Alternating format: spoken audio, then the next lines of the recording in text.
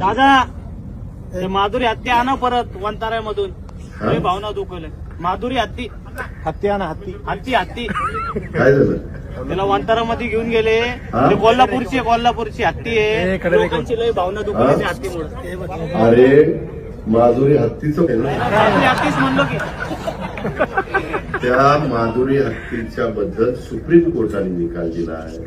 आपण संविधान कायद्याने देश चालवतो. तुला आठवत असेल माग आपल्या आता ही हत्ती त्याच्यामध्ये कायदा सुरू केलाय.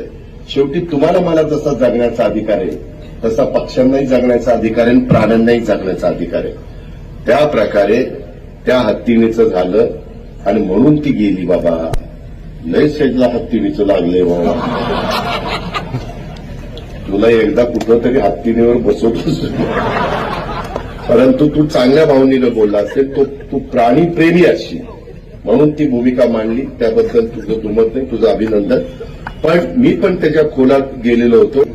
त्याकरता जसं बैलगाडा शर्यत जशी आपण सुरू केली तसा काही मार्ग काढता येतोय का ऍडव्होकेट जनरलला वगैरेंना बोलून आम्ही त्याच्यात प्रयत्न करू.